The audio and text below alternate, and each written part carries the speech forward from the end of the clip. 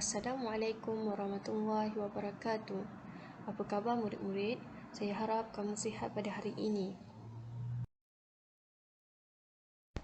Pada minggu ini, kita masih lagi di bawah tajuk besar iaitu adab berjiran dan bermasyarakat.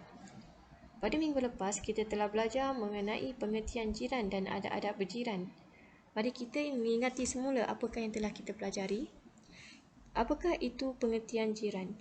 Jiran ialah orang yang tinggal berhampiran atau dekat dengan rumah kita. Yang kedua, antara adab-adab berjiran ialah kita mendoakan sesuatu yang baik untuk jiran-jiran kita.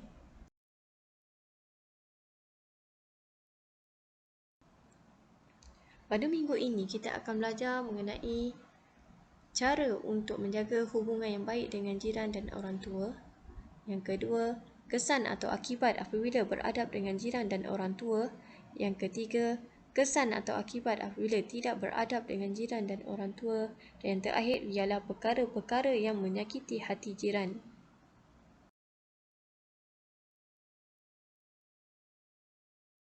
Sebelum itu, marilah kita membaca terlebih dahulu doa sebelum kita mulakan pembelajaran. Bismillahirrahmanirrahim. Allahumma aftah alaina hikmataka wa anshur alaina min khazaini rahmatika ya arhamar rahimin. Amin.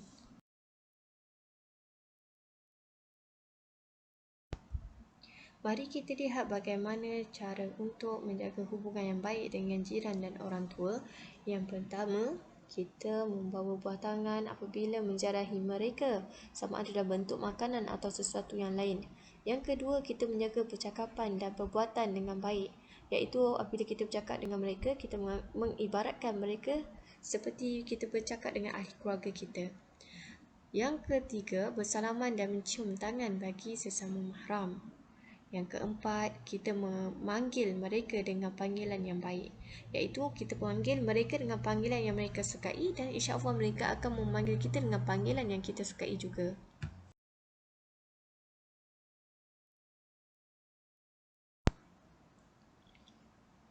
Sekarang kita lihat kesan atau akibat apabila beradab dengan jiran dan orang tua. Yang pertama, disukai oleh Allah dan Rasulullah. Yang kedua, hidup tenang dan aman damai. Yang ketiga, masyarakat bersatu padu. Okey, masyarakat bersatu padu berlaku apabila tidak ada sebarang pergaduhan atau perbalahan yang sering berlaku di kalangan kita. Okey, yang keempat, mudah untuk meminta pertolongan. Apabila kita ni seseorang yang baik dengan semua orang, apabila kita berada dalam kesusahan, mereka akan senang hati untuk membantu kita.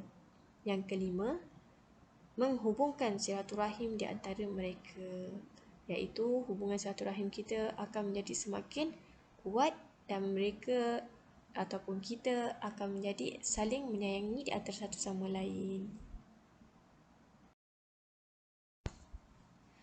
Mari kita tengok kesan atau akibat apabila mengabaikan adab-adab dengan jiran dan orang tua.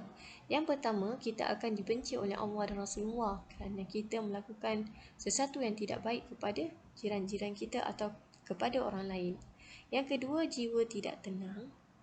Dan yang ketiga, akan berlaku permusuhan, iaitu selalu berlaku permusuhan di antara kita kerana kita tiasa melakukan sesuatu yang tidak baik kepada orang lain, dan akan menyebabkan orang lain berasa tidak suka pada kita dan menyimpan dendam ataupun sentiasa bertengkar dengan kita.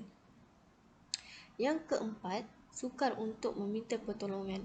Apabila kita membuat seseorang ataupun orang sekeliling kita marah, dan bila kita memerlukan pertolongan dan kita meminta pertolongan kepada mereka, mereka tidak akan memberikannya kerana mereka tidak menyukai kita. Bagaimana mereka ingin memberi pertolongan kepada kita?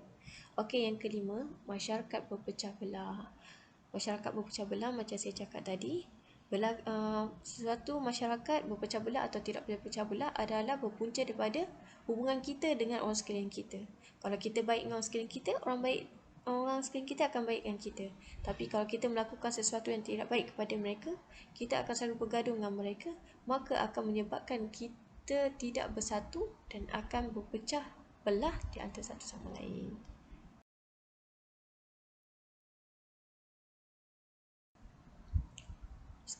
Sekarang mari kita lihat perkara-perkara yang menyakiti hati jiran. Yang pertama, tidak menghormati jiran dan keluarganya. Yang kedua, kita berlaku sombong kepada mereka. Sebagai contoh, kamu tidak bertegur dengan mereka bila berjumpa dengan mereka. Yang ketiga, merosakkan harta benda jiran.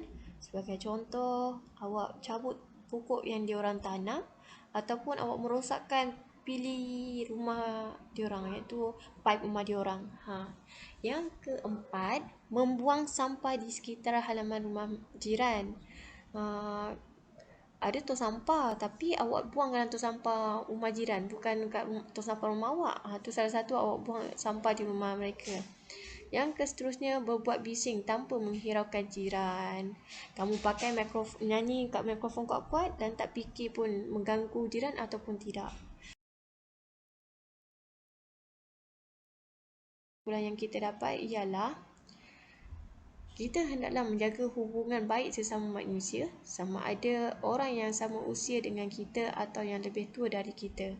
Jika kita ingin seseorang menghormati kita, maka kita hendaklah menghormati mereka terlebih dahulu.